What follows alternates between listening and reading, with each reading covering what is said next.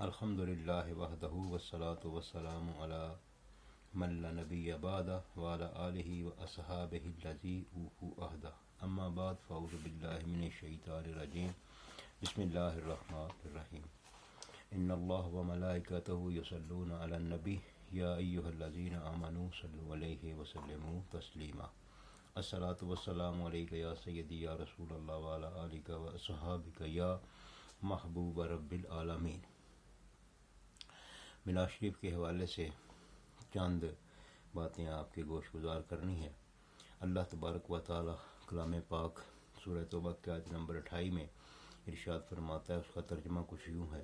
بے شک تمہارے پاس تم ہی میں سے ایک عظیم رسول آ گئے ہیں، تمہارا مشقت میں پڑنا ان پر بہت شاق ہے، تمہاری فلاح پر وہ بہت حریص ہیں، مومنوں پر بہت شفیق اور نہایت مہربان ہیں۔ اس آیہ کریمہ میں قیامت تک آنے والے انسانوں کو قوم کی ضمیر کے ساتھ خطاب کر کے آمد مصطفیٰ کا ذکر سنایا گیا ہے۔ لقد جاءکم فرما کر آپ کی عظمت اور فضیلت کا ذکر کیا گیا ہے۔ رسول پر تنوین لگا کر بتا دیا کہ آنے والا کوئی کم فضیلت والا نہیں ہے۔ تو آئیے اب چند حدیث طیبہ جو ہیں وہ اس عنوان کے ساتھ جڑی ہوئی وہ سماعت کرتے ہیں۔ سب سے پہلے حدیث پاک آقا کریم علیہ الصلوۃ والسلام نے ارشاد فرمایا، یہ مستند احمد میں بھی ہے، دلائل النبوہ میں بھی ہے، المستدرک الحاکم میں بھی ہے اور معجم الکبیر میں بھی یہ حدیث پاک موجود ہے کہ نبی پاک علیہ السلام نے فرمایا، بے شک میں اللہ کے نزدیک خاتم النبیین مقرر ہو چکا تھا۔ اس وقت حضرت آدم علیہ الصلوۃ والسلام اپنی مٹی میں گندے ہوئے تھے، اور میں تم کو اپنی ابتدا کی خبر دیتا ہوں۔ میں اپنے باپ ابراہیم علیہ الصلوۃ والسلام کی دعا ہوں اور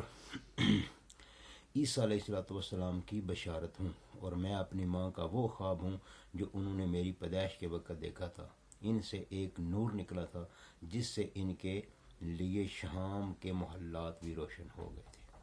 تیس سے اگلی حدیث پاک جو ہے یہ مشکوٰۃ شریف میں بھی موجود ہے، مصنف عبد الرزاق میں بھی، مسلم شریف میں بھی اور مسند امام احمد میں بھی۔ بے شک نبی پاک علیہ الصلوۃ والسلام سے سموار کے روزے کے متعلق پوچھا گیا تو آپ نے فرمایا، یعنی پیر کے روزے کے متعلق، کہ یہ وہ دن ہے جس دن میرا میلاد ہوا، یعنی میری پیدائش ہوئی، میں پیدا ہوا۔ اس سے اگلی حدیث طیبہ حضرت ام المومنین حضرت عائشہ صدیقہ رضی اللہ تعالیٰ عنہ بیان کرتی ہیں، نبی پاک علیہ الصلوۃ والسلام اور میرے والد نے میرے پاس اپنے اپنے میلاد کا تذکرہ کیا۔ معجم الکبیر میں بھی موجود ہے یہ حدیث پاک اور مجموع الزوائد میں بھی۔ چوتھی حدیث پاک جو ہے حضرت عبداللہ بن عباس بیان کرتے ہیں کہ میں نے نبی کریم علیہ الصلوۃ والسلام سے پوچھا کہ آپ پر میرے ماں باپ قربان ہو جائیں، جب آدم علیہ الصلوۃ والسلام جنت میں تھے تو آپ کہاں تھے؟ آپ نے مسکرا کر فرمایا، میں آدم کی پشت میں تھا، اور جب مجھے کشتی میں سوار کرایا گیا تو میں نوح کی پشت میں تھا، یعنی جب نوح علیہ الصلوۃ والسلام کشتی میں سوار ہوئے تو اس وقت حضرت نوح علیہ الصلوۃ والسلام کی پشت میں تھا، اور جب مجھے آگ میں ڈالا گیا تو میں ابراہیم کی پشت میں تھا۔ میرے والدین کبھی بدکاری پر جمع نہیں ہوئے، اور اللہ مجھے ہمیشہ معزز پشتوں سے پاکیزہ رحموں کی طرف منتقل کرتا رہا ہے۔ میری صفت مہدی ہے، اور جب بھی دو شاخیں ملی ہیں میں سب سے بہتر شاخوں میں تھا۔ اللہ تبارک و تعالیٰ نے تورات اور انجیل میں میرا ذکر پھیلا دیا ہے، ہر نبی نے میری صفت بیان کی ہے، اور زمین میرے نور سے چمک اٹھی، اور بادل میرے چہرے سے برستا ہے، اور مجھے اپنی کتاب کا علم دیا گیا ہے، اور آسمانوں میں میرے شرف کو زیادہ کیا گیا ہے، اور اپنے ناموں میں سے میرا نام بنایا، پس عرش والا محمود ہے اور میں محمد ہوں۔ یہ حدیث پاک جو ہے البدایہ والنہایہ میں موجود ہے۔ اسی طرح اس سے اگلی حدیث پاک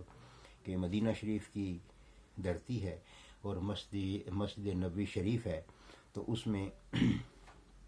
صحابہ کرام جو ہیں وہ حلقہ بنا کر بیٹھے ہوئے ہیں، تو اتنی دیر میں نبی کریم علیہ الصلوۃ والسلام تشریف لائے، تو انہوں نے عرض کیا کہ ہم نے آپ صلی اللہ علیہ وسلم نے پوچھا، ان سے سوال قائم کیا کہ تم لوگ یہاں پر کیوں بیٹھے ہوئے؟ تو صحابہ کرام نے عرض کیا، یا رسول اللہ صلی اللہ علیہ وسلم، کہ ہم یہاں پر بیٹھے ہوئے ہیں اس غرض سے کہ ہم نے یہ جلسہ اس غرض سے کیا ہے کہ اللہ کا ذکر کریں اور اس کی حمد و ثنا کریں، اور اس نے یعنی حمد و ثنا کے بعد اس کو یعنی اللہ تبارک و تعالیٰ کا اس نعمت پر بھی شکر ادا کریں کہ ہمیں اسلام کا راستہ دکھایا ہے اور آپ کو بھیج کر ہم پر احسان فرمایا ہے، یعنی آپ کے صدقے سے ہمیں اسلام کی دولت ملی ہے۔ پھر آپ نے فرمایا کہ اللہ کی قسم کیا اسی چیز نے تم کو یہاں بٹھائے رکھا ہے؟ یہ مکالمہ ہے صحابہ کرام اور نبی پاک علیہ الصلوۃ والسلام کے درمیان میں۔ تو حضور صلی اللہ علیہ وسلم نے ان سے کہا کہ آپ اس بات پر حلف دیتے ہیں کہ آپ اسی وجہ سے یہاں پہ بیٹھے رہے ہیں، یہ بات نہیں ہے کہ آپ کو کوئی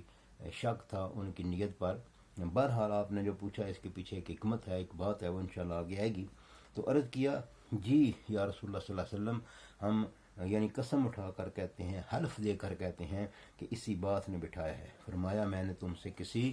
تہمت وغیرہ کی وجہ سے قسم یا حلف نہیں لیا، بے شک میرے پاس جبریل آئے ہیں اور بتایا ہے کہ بے شک اللہ تمہارے اس عمل یعنی میلاد شریف کے جلسے کے عمل پر فرشتوں کے سامنے فخر فرما رہا ہے۔ یہ حدیث طیبہ جو ہے المعجم الکبیر میں بھی ہے، مسند امام احمد میں بھی ہے، توحید ابن مندہ میں بھی موجود ہے۔ تو مطلب ہے یہ روز روشن کی طرح بات واضح ہو گئی کہ حضور علیہ الصلوۃ والسلام کا میلاد منانا اللہ تبارک و تعالیٰ کی بھی سنت ہے، صحابہ کرام کی بھی سنت ہے، انبیاء کی بھی سنت ہے، اور خود علیہ نبی پاک علیہ الصلوۃ والسلام کی بھی سنت ہے۔ آپ نے بھی مطلب ہے لاتعداد موقعوں پر اپنی آمد کا ذکر کیا۔ اللہ تبارک و تعالیٰ سے دعا ہے کہ ہم کو بھی ان عظیم ہستیوں کی سنت پر عمل کرنے کی توفیق عطا فرمائے۔ وآخر دعوانا ان الحمدللہ رب العالمین۔